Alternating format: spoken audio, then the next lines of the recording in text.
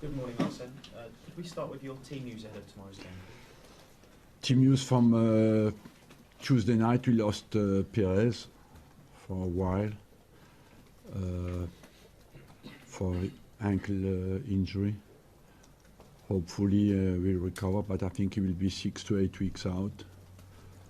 And of course, as you have seen, we have Giroud back available. We have Aaron Ramsey will be in the squad tomorrow, coming back. So we are now basically November. We have not played, so it's good to have them back. And we have a few uncertainties about Walcott, Monreal, Cazorla, but we have all tests today. Are Giroud and Ramsey at the stage where they can go straight into the starting 11, or are they more likely to be on the bench? Look, they are available for selection. I have to be a bit cautious, especially with Aaron Ramsey, because he has not played at all yet, and he has only 1 week with the team, so I will be a bit cautious with him. You haven't lost a Premier League away game since February. What is it that makes your team so resilient on the road? Well, the fact that we are basically have a good solidarity and that we play away from home with a full desire to win the games. As well, that we have improved our defensive quality, I believe, that overall. But it's all in question every time, you know. We go tomorrow, we have a tricky game tomorrow, early, and I think overall we have to just to be inspired by what we have realized until now and continue to improve. And finally, for me, it's been quite a tough start to the season for Sunderland, but where do you see their main dangers tomorrow? Well, their main danger is Defoe, basically because they are as well on good on set pieces with Kazri. They have a strong midfield. They are good on set pieces. We have Kone, O'Shea, who are dangerous as well on set pieces, you know. So overall, they are a team who is at the moment in a bad position, but it's early in the season, and the difference, it's very tight at the top and very tight at the bottom as well, so there's no differences made anywhere. In terms of Perez, is it particularly frustrating for him to pick up this injury now, just as he's starting to integrate him in, and he's probably learning more about what it takes to be an Arsenal player and getting closer to being... Yes, it's very frustrating because he worked very hard to get there, and now he's close, you know. Of course, he's absolutely gutted because it's an injury coming from nowhere, and a stupid one, because it was a kick, deliberate kick, and finally it's a similar tackle to Xhaka, but there was no red card. But anyway, the red card would not have helped Perez. What is the most important is that he's out for 6 to 8 weeks. Seems like that tackle has left a bit of a sour taste in the mouth for you. You don't seem happy with it. With? The kick that he got? No, because it was not needed, you know, but I think it was more frustrated reaction from the player. He had no chance to get the ball like that, but you have to deal with that. Sometimes you get away with it, sometimes you get a bad injury, but in this case it's unfortunate.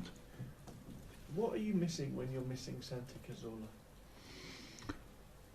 Look, the pass from deep midfield to high midfield, basically, and the security on the ball, getting out of pressure when we are closed down, you know, it gets you out of tight situations and creates openings for the team, and there's as well a good understanding between him and Mesut Özil. And obviously all of that is fundamental to where you play, isn't it? Yes, yes, but you know, for example, against Middlesbrough, people say yes, Santi did not play. Yes, of course, but I believe that we had enough domination, enough quality to win the game on the pitch, and that's where we have to find the solution, even when Santi is not there, and that's no matter how big Santi is, and God knows that I rate him highly. We have as well drawn games with Santi, you know, and lost games with him as well. So we have to find a solution with the players who are on the pitch. Is it worse if he's missing and Xhaka is suspended? Because Xhaka's got that quality too, hasn't he? Yes, he's as well a good pass of the ball from deep midfield to high midfield. It's been on the agenda a bit this week, what's happening at West Ham, and I know it's a few weeks away that you go there in the start of December. How disappointed were you with the scenes that we saw this week, and how damaging is it for the English game? I'm surprised even more than disappointed, because West Ham is usually a very strong fan base, very motivated, and as well we are not used in England to face this kind of problems anymore. And personally I'm in favour of the resurgence of standing opportunities behind the goals, you know, and that is not a very good advert to come back to standing opportunities for people in the stand. So I'm surprised, and hopefully West Ham will get rid of the problem very, very quickly. Do you think that sets back then the argument for trying seating, standing areas? Yeah, of course, it's against completely, and it gives an argument especially to people who are against it. Yeah. Could you see it getting to the point where a game is played behind closed doors? Do you think it could go that far? There's nothing more dull than that. I prefer not to play than playing games behind closed doors. This summer, the transfer policy, so you bring in three quality players, and in some quarters you get criticised for that. But are you seeing now the benefits of only having to integrate three into your group? You've got such a consistency. Yes, of course. We have a big squad, you know. We have a big squad, and I believe a competitive squad is where the competition is fair inside the squad. If you have too many, there's no competition, because some players will never play. If there's not enough competition, and so it's detrimental as well. So we have opted for a short number and quality, but disrupts less the way we play football and the technical stability. And I wanted to ask you just lastly about Jermaine Defoe. You mentioned him earlier. He went off to MLS, and it looked like that could be the direction that his career was going. But to come back into the Premier League, keep scoring, keep having an impact at 34, he's kind of defying his age and the traditional path. Yes, you have to admire Defoe for what he has done, because you think when a guy like him at his age moved to United States, that was the end for him in the Premier League, and he came back. Had a huge impact, and certainly it's down to him that Sunderland stayed in the league last year. And there must be a big passion behind that. I don't know him well, but he is absolutely amazing. Thank you. Can I just check on Theo Walcott? Is he ill at the minute? Is that right? No, he's not ill. There's a slight hamstring alert, a very minor one. He will have a test today. Even if he doesn't play against Sunderland, is it minor enough that he should be okay next week? Should be okay Tuesday. If it's not tomorrow, it's okay for Tuesday. You've said in the past you're not a fan of the Ballon d'Or. Of? The Ballon d'Or. No. Individual prize. But what's that has not changed. Yeah, I didn't think it would have. But what's your reaction to Mesut being among the 30 candidates? Certainly it's a big satisfaction for him and for us as well, but I'm against it, because I think it gets in the head of players. We have seen many people only thinking about themselves because they're obsessed by Ballon d'Or and not anymore by the team performance. And I believe football is a collective sport, and we live already in a world where everything is individualized, and we want to respect what football is about. Is first about the team effort. Do you not even mention it then? Would you not go and say, well done, Mesut, because you don't... Yeah, of course. I encourage and congratulate the players who do well, and I'm happy for that. But when you look at the history, many times we do not always think that it has been the most objective decisions always. And I think the players who are the best, we know all about them, and it's not. Let's take care of those who are not as much in the glory. You know, all the best. We know all about them. FIFA are no longer with France football on the award for the first time in I think 6 years. Does that change, maybe reduce the importance of the Ballon d'Or prize? I don't know.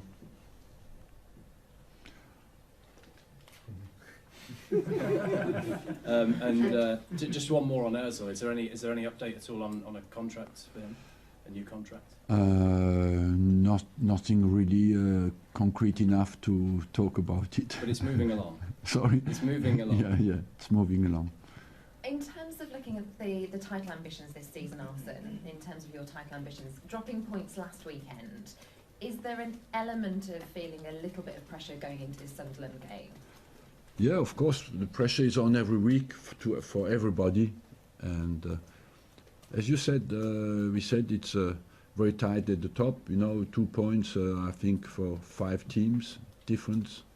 So every game, of course, becomes important. But as well, on the other hand, you have to not to be fooled by that. You win the games when your performance is right. So let's focus on what is important. That means the quality of our performance.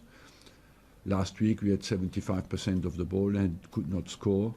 So we know that we have to use the ball better in a more efficient way. We know that you're in your 20th season, but do you think that you learnt more from the experience last season than any other in your career here? I try always to learn, you know, and I think if I have maybe one quality, I try to learn from everything, and every year I learn things, more or less. I think what we learned all last season is that a team like Leicester can win the championship and lose only 3 games. Nobody would have predicted that before the start of the season, and that's why I think it will be very tight again this year. Also, you've come up against David Moyes when he was at Everton. Going up against David Moyes' team, are there any things that you're expecting from him to put out with his Sunderland team when facing Arsenal? Well, David Moyes is an experienced manager with, I think, 15 seasons of the Premier League.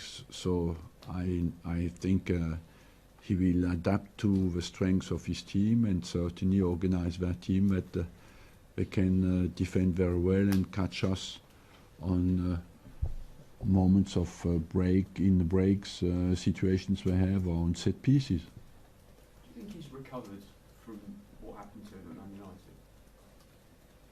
I think so. I think once you're out of an experience, you go into the next one and you focus just to give your best for your next club. And I think why should he not have recovered?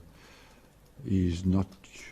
You dwell on it when you sit at home and you have no job. Once you have a job, you focus on doing the best where you are. I'll just take you back to safe standing. You're talking about being in favour of it. Why are you so in favour of it? But I feel the closest you are to the position of the player, the more passionate you are about, you know. And as well, because it would allow to have lower prices because you could get more spectators inside the stadiums, and maybe even a more passionate atmosphere inside the stadiums. For the scenes that we saw at West Ham in midweek, is there a danger of us getting carried away with it, or maybe thinking football's got more of a problem with hooliganism than it has? I think basically I don't believe that there's a problem with hooliganism in England, because you cannot as well say that one minor incident, I've heard that about 200 people, is a general problem in the country. I mean, the next, as Andy said, the next big London derby is against Arsenal at that stage. Do you have any concerns about playing there, given what's happening? No, honestly, no. Can I just check Nacho Monreal's injury? What's the doubt? It's a little muscle tightness.